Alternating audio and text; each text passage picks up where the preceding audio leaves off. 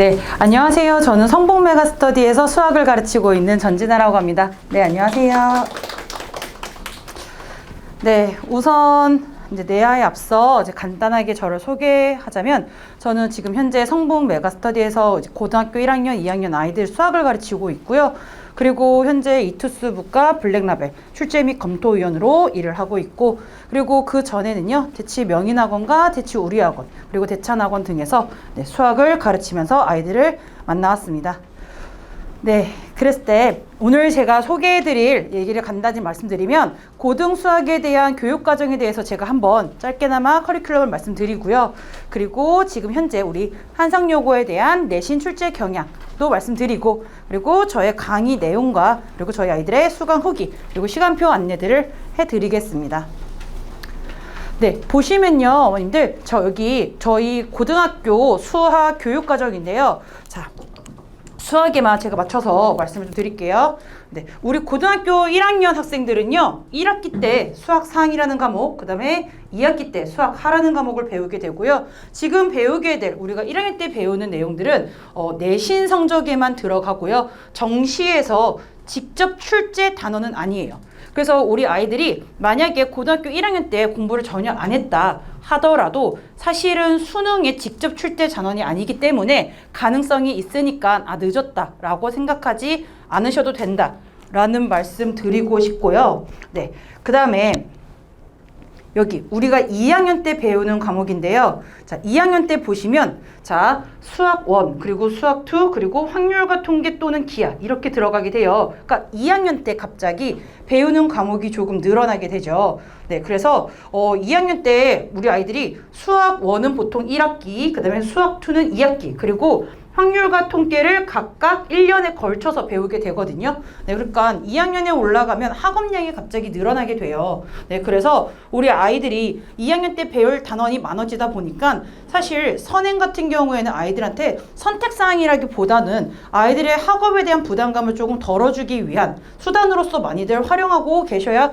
된다라고 생각하고요. 그래서 아이들이 지금도 이제 선행을 하고 있지만 그게 사실 선행인 것인가, 아이들의 학업 부담감을 조금 줄여주는 액션이구나 라고 봐주시면서 너무 조금 어떻게 보면은 가슴 아프지만 좀 당연한 현실이 아닌가 라고 생각이 듭니다. 그리고 이때 배우는 내용들은요 모두 다 정시에서, 그러니까 수능에서 직접 100% 출제되는 과목들입니다. 수 1과 2를 합쳐서 22문제, 그 다음에 확률 또는 미적 또는 기하 중에서 8문제가 출제된다고 봐주시면 되고요.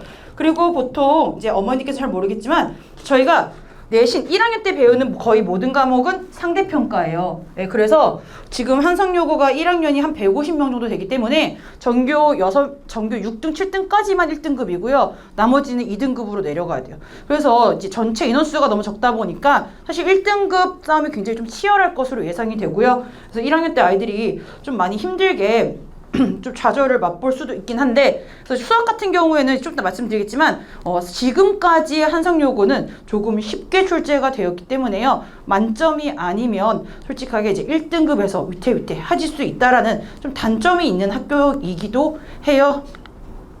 자, 근데 우선 저희가 내신만은 생각할 수가 없어요. 왜냐면 내신 또한 아이들이 이제 수시를 볼 때 최저 등급이라고 해서 수능까지도 연결해서 봐야 되는데요. 그러면 우리가 아이들이 이제 내신도 하고 수시도 이제 정시도 봐야 되니까 좀 힘들지 않나 라고 생각하실 수도 있을 텐데, 상대적으로 아까 말씀드린 한상요고 같은 경우는 100점을 맞아야 1등급이지만 정시 같은 경우에는 보시면 알겠지만 92점, 84점, 90점, 그러니까 한두 문제 틀려도 사실 1등급까지는 자연스럽게 안착할 수 있기 때문에요. 수학은 오히려 상대적으로 정시에서 1등급 맞는 거는 그렇게 어려운 것만은 아니다 라고 봐주시면 되고요. 2등급 같은 경우에도 82점, 75점, 79점. 네, 이렇게 되면은 보통 아이들이 6, 7문제 마저 틀려도 자연스럽게 2등급까지도 내신에서 볼 수 있기 때문에, 의대를 기준으로 말씀드리면 보통 의대가 수시 쓸 때 3합 4, 2합 4 이렇게 되거든요. 그러니까 3합 4면은 1, 1, 2를 뜻하는 거예요. 3개의 과목을 합쳐서 4등급이 나오면 돼 라는 거기 때문에 1, 1, 2 생각해 주시면 수학 같은 경우에는 2등급 맞는 것 정도야 이제 의대 갈 때도 힘든 건 아니니까 너무 어려운 벽은 아니다 라고 좀 봐주시면 좋겠습니다. 그래서 의대를 갈 생각이 있다면 사실 수시를 이용해서 가는 게 좋다라고 봐주시면 될 것 같아요. 네, 그랬을 때 작년 한성여고 1학년 1학기 시험을 보면은 총 22문항으로 출제가 됐었고요. 네. 우선 보면은 정시 같은 경우에는 상대적으로 우리 1, 2, 3등급의 등급컵이 다른 것들에 비해서 굉장히 낮아요. 그래서 수포자들이 사실 많기 때문에 일어나는 일이기도 한데요. 아이들이 정시 같은 경우에 마냥 힘들다라고 보지 않아도 되고요. 그러다 보니까 상대적으로 점수만 봤을 때 아이들이 나 정시파야 라는 말도 굉장히 쉽게 해요. 사실 점수가 낮다는 건 그만큼 어렵다는 거지, 그 문제 자체 난이도가 어렵다는 거지, 시험을 그냥 누구나 다 맞을 수 있는 등급이야 라고 생각하시면 안 되고요.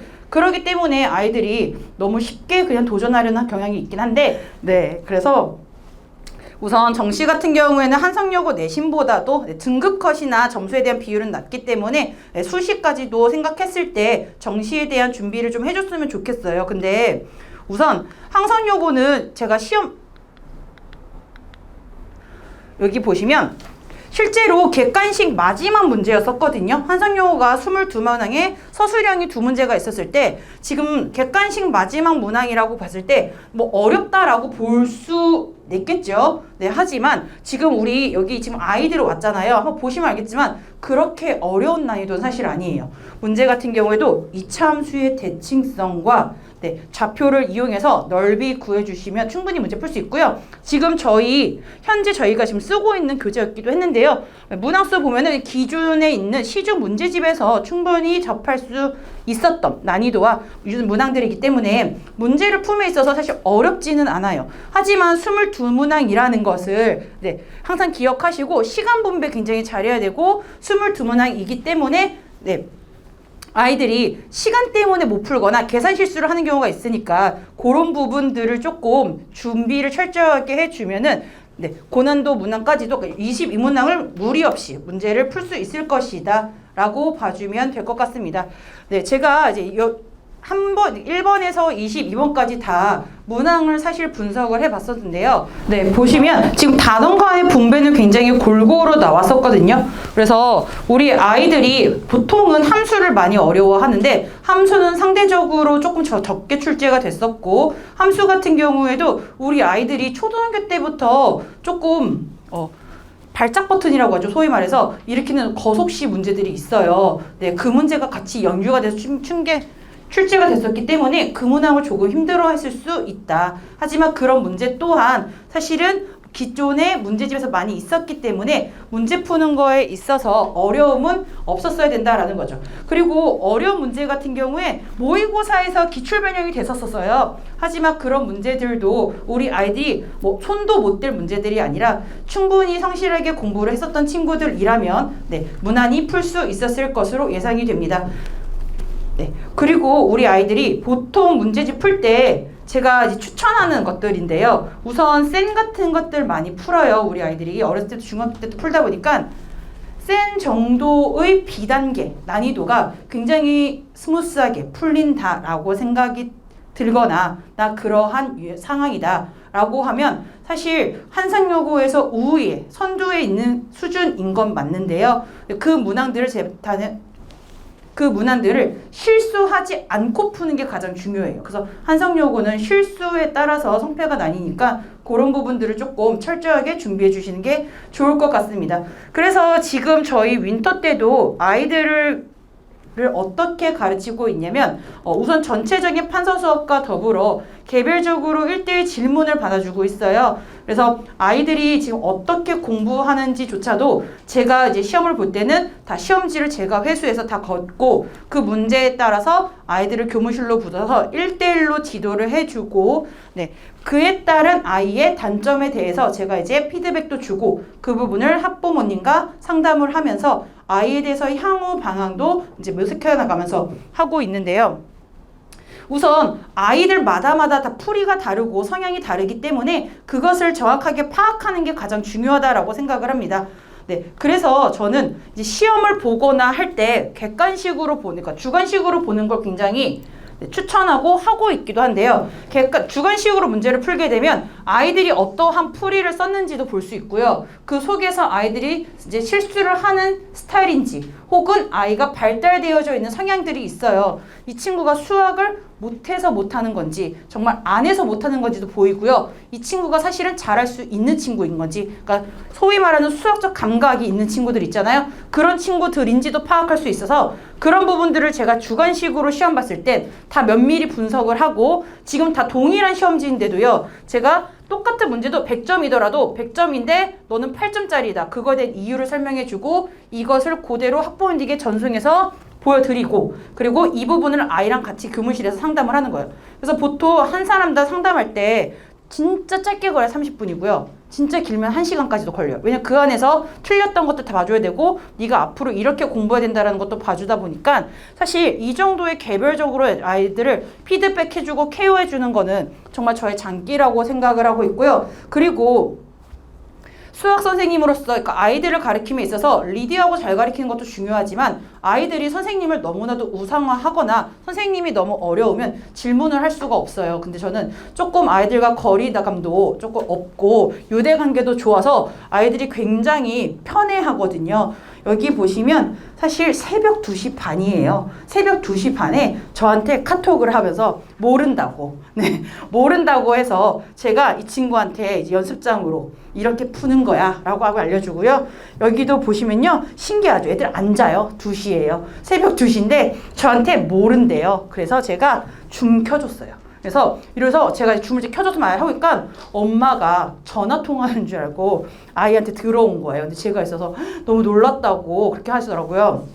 그래서 저는 사실 아이들이 이제 공부를 하겠다라고 하면은 저는 그 부분에 있어서는 정말 아낌없이 시간도 투자하고 문제도 제공해주고 열정도 쏟아주고 하는 편이라고 생각을 하고 있고요. 정말 그러니까 대형 학원이다 보니까 아이들을 다 하나하나 케어하지 못할 것이다 라는 게 어머님들의 가장 좀 대형 학원을 기피하는, 꺼려하는 상황이라 생각했는데, 저는 그 부분을 보완하기 위해서 정말 1대1로 케어를 모든 시간들을 투자하고 있다는 점, 그게 정말 저의 장점이라고 좀 말씀드리고 싶고요. 그리고 저의 이제 성적 향상 같은 경우를 보면은 아까도 제가 설교할 때 저희 학원에서 1, 2학년을 가르치고 있습니다 라고 말씀을 드렸는데요. 저는 한 번 아이들을 맡으면 그러니까 학생은 선생님을 선택할 수 있지만 선생은 학생을 선택하면 안 된다. 그리고 저희 아이들이 해준 명언인데요. 취업까지가 선생이 할 일이래요. 네, 저 선생이 됐으면 취업까지 책임지라고 하더라고요. 그래서 제가 이제 고3까지도 끝까지 문제를 끌고 가는 중인데, 여기도 보시면 중3부터 시작했다. 중3 겨울방학부터 시작했다라고 했는데요. 죄송하지만 이 친구는 고등학교 1학년 때 6, 7등급. 6, 7등급이었는데요. 이 친구 1등급 100분이 98로 한 문제 틀리고서 끝났거든요. 네. 그리고 여기도 보시면 4등급인데 일찍 왔다 라는 말도 있고요. 여기도 지금 일찍 왔다. 4등급에서 일찍 왔다. 이런 식으로 아이들이 사실 처음에는 긴장도 하고 첫 시험이다 보니까 솔직히 그 중학교 때 받았던 성적들보다 많이 낮게 나와요. 그래서 그때가 가장 첫 번째로 아이들이 맞춰보는 고비인데, 그 시기를 잘 넘길 수 있도록 지도해 줄 수 있는 선생님이 가장 중요하다라고 생각을 하고, 저도 아이들과 같이 수능까지 레이스를 가겠다라는 마음으로 아이들을 가르치다 보니까 아이들의 성적 향상에 대해서 좀 책임감 있게 가르치고 있지 않나라고 생각이 듭니다. 제가 성북 메가스터디에 작년에 처음 왔는데요. 네, 작년에 제가 처음 부임하고마자 아이들의 성적 향상, 딱 작년 거거든요. 작년 보면은 친구들 2학기 중간고사에서 기말고사 40점. 사실 1학기 때 조금 부진했었거든요. 근데 2학기 때 튀더라고요. 40점 향상. 그 다음에 1학기 기말고사에서 2학기로 바로 올라갈 때 30점. 1학기 기말에서 2학기 올라갈 때 30점. 1학기 기말에서 2학기 올라갈 때도 30점.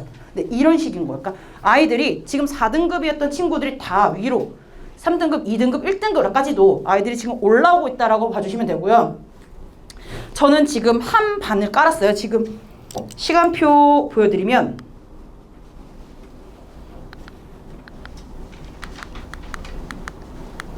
네, 한 반 깔았어요. 그런데 여기 반 안에는 정말 1등급부터 9등급까지 아이들이 다 들을 수 있을 정도로 개념부터, 그러니까 개념에서 증명에서 문제풀이에서 고난도까지 다 모든 문제들은 다 수학도 문학이라고 생각하고 스토리가 있는 수업이라고 생각하기 때문에 모든 것들을 다 끌고 올 거고요. 그리고 수업 시간 외적으로 클리닉이 있을 건데 그 클리닉 같은 경우에는 아까도 제가 말씀드렸지 개인적인 부분이기 때문에 아이의 스케줄, 다른 과목 간의 스케줄까지 맞춰서 다른 요일, 다른 시간에 제가 불러서 그룹 스케줄, 개인 스케줄 해서 클리닉도 지도하게 될 거예요. 그래서 이건 공통적인 스케줄로 봐주시면 되고요. 그러니까 판서 수업을 하는 시간이라고 봐주시면 좋겠습니다.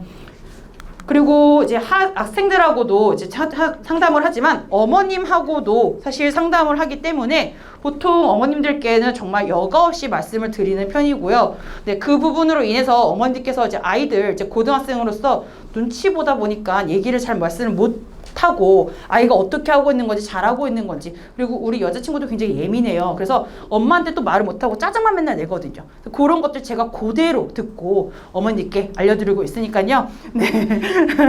저를 그 중간다리 역할로 활용해 주시면 될 것 같고요. 현재 아이들에 대해서 수업 시간에 찍는 모든 강의들은요. 결시자가 많을 때 유튜브에 업로드 되고요. 네이버 카페에 업로드 되고요. 네이버 밴드에 업로드가 되고 있으니까 우리 아이들 결석하거나 혹은 모르는 것이 있다라고 생각했을 때 저한테 영상 물어보면 되고요. 혹시라도 영상을 잘 안 보잖아요. 우리 아이들 영상 받으면 진짜 안 보거든요. 그래서 보통은 제가 개인적으로 불러요. 네, 그래서 따로 지금 같은 경우에도 질답 시간이라고 해서 뭐 7시부터 8시까지 교무실로 와 라고 말을 해서 오히려 제가 과외처럼 케어해주고 있기 때문에 영상도 주고 있긴 하지만 개인적으로 아이들과 시간을 보내고 있다 라고도 봐주시면 좋겠습니다. 네, 이상 저에 대해서 이제 얘기는 끝났고요. 혹시라도 궁금한 사항 있거나 우리 아이라던가 혹은 저에 대해서 조금 더 디테일하게 얘기를 나누시고 싶은 분이 계시면은 끝나거나 가실 때 저한테 저희 학원에 연락처 한번 남겨주시면 제가 또 따로 연락드리면서 어떻게 되는지에 대한 상세한 커리큘럼과 아이가 지금 현재 위치가 어느 정도 되는지에 대해서도 좀 어머님들과 허심탄회하게 얘기 나눌 테니까요. 네, 편하게 좀 연락처 남기고 혹은 연락 주시면 감사하겠습니다. 네, 감사합니다.